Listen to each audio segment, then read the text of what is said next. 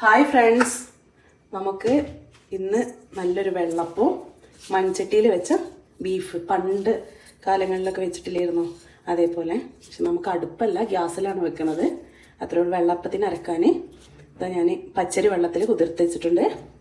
പിന്നെ ചോറ്, പിന്നെ തേങ്ങ, ഒരു അരമുറി തേങ്ങയും എടുത്ത് നമുക്ക് അരച്ച് എടുക്കാം. നമുക്ക് തേങ്ങ ഒപ്പം തന്നെ ഇട്ട് കൊടുക്കാം. എന്തായാലും എല്ലാം അരയേണ്ടത് തന്നെയാണ്. പിന്നെ അരിയും, പിന്നെ ഈ ചോറും കൂടെ ഇടാം. നമുക്ക് ആവശ്യത്തിനുള്ള വെള്ളം ഒഴിച്ച് അരച്ചെടുക്കാം.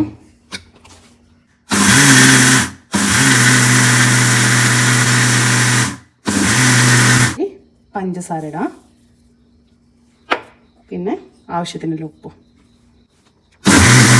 നമ്മൾ അരച്ചത് റെഡി ആയിട്ടുണ്ട്. എനിക്കൊന്നും ഈസ്റ്റിൻ്റെ ടേസ്റ്റ് ഇഷ്ടമല്ല, അതുകൊണ്ടാണ് ഈസ്റ്റ് ഉപയോഗിക്കാത്തത്. എന്നാലും എൻ്റെ ഇത് പൊങ്ങാറുണ്ട്. നോക്കാം, നാളെ രാവിലെ ഇതങ്ങനെ അടച്ചു വെക്കുക. അടച്ചു വെച്ചിട്ട് നാളെ രാവിലെ ആകുമ്പോഴേക്കും നല്ല പൊങ്ങി വരലുണ്ട്. നോക്കാം. നമുക്ക് ബീഫ് കറിക്ക് വേണ്ട ഇറച്ചി മുറിച്ചെടുക്കാം. നമ്മൾ മുറിച്ചാൽ നല്ലൊരു ടേസ്റ്റാണ്. പണ്ടത്തൊക്കെ മുറിച്ചൊന്നും കിട്ടാറില്ലായിരുന്നു, നമ്മൾ മുറിക്കാറായിരുന്നു. അതേപോലെ തന്നെ മുറിക്കുക, അങ്ങനത്തെ ഒരു ചിരവ ഞാൻ ഇതിൽ വെച്ച് മുറിക്കാറ്. നല്ല സുഖമാണ് അങ്ങനത്തെ മുറിക്കാൻ. നമുക്ക് മുറിക്കട്ടെ.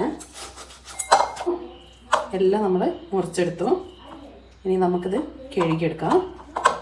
വെളുത്തുള്ളി, ജീരകം, ചെറുള്ളി ഒന്ന് ക്രഷ് ചെയ്തിട്ട് കൊണ്ടുവരാം. ഒരു ചെറിയ കഷ്ണം ഇഞ്ചി കൂടെ ഇടാം. മഞ്ഞൾപ്പൊടി ഇട്ട് കൊടുക്കാം ഇറച്ചി കഴുകിയതിലേക്ക്. പിന്നെ മുളക് പൊടി ഇട്ട് കൊടുക്കാം.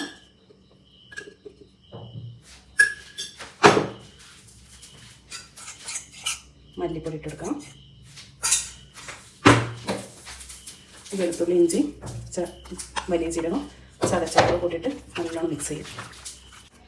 2 വലിയുള്ളി ഒരു പീസും കൂടെ അരിഞ്ഞിട്ട് അതിലേക്ക് ഇടാം. നമുക്ക് ഉലുവടാം. ഒരു തക്കാളി, ഈ വലിയുള്ളി നല്ലോണം മിക്സ് ചെയ്യാം. ആവശ്യത്തിന് ഉപ്പിടാം.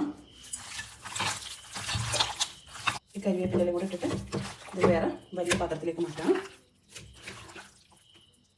ഗ്യാസ് എത്തിച്ച് അരച്ച്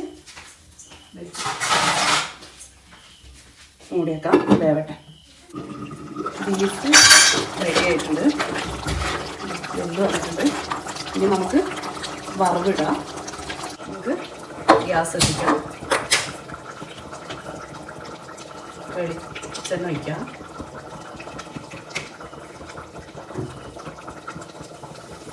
വെളിച്ചെണ്ണ ചൂടായി വരുമ്പോൾ എണ്ണ ചൂടായി ചെറിയ ഉള്ളി അരിഞ്ഞെടുത്തെടുക്കാം.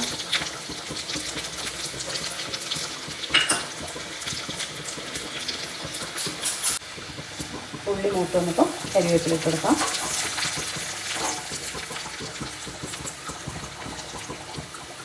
അപ്പോൾ മുളക് പൊടി,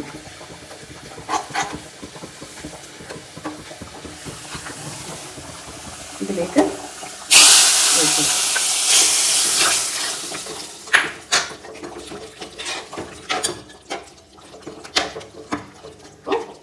ബീഫ് കറി റെഡിയായി. നല്ല ടേസ്റ്റ്. പണ്ടത്തെ കാലത്ത് കഴിച്ചിരുന്ന അതേപോലത്തെ ബീഫ് നല്ല ടേസ്റ്റ് ഉണ്ട്. നിങ്ങളെല്ലാവരും ഒരു പ്രാവശ്യമെങ്കിലും ഉണ്ടാക്കി നോക്കണേ. അപ്പോൾ നമുക്ക് നമ്മുടെ വെള്ളപ്പമാവ് നോക്കാം. ആവശ്യത്തിന് പൊന്തി വന്നിട്ടുണ്ട്. ഇനി നമുക്ക് ചുട്ടെടുക്കാം. പാൻ അടുപ്പത്ത് വെച്ച് ചൂടാക്കാം. നമ്മുടെ പാൻ ചൂടായി.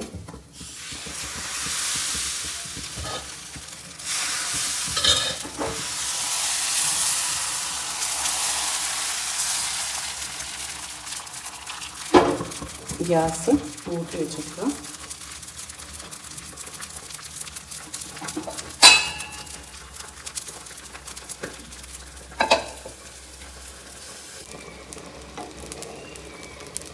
ഇത് ആയി. നല്ല സൂപ്പർ വെള്ളപ്പവും ബീഫ് കറിയും റെഡി ആയിട്ടുണ്ട്. നിങ്ങളെല്ലാവരും ട്രൈ ചെയ്ത് നോക്കണേ. നല്ല ടേസ്റ്റാണ്. നിങ്ങളെൻ്റെ ചാനൽ ഒന്ന് സബ്സ്ക്രൈബ് ചെയ്യാൻ മറക്കല്ലേ.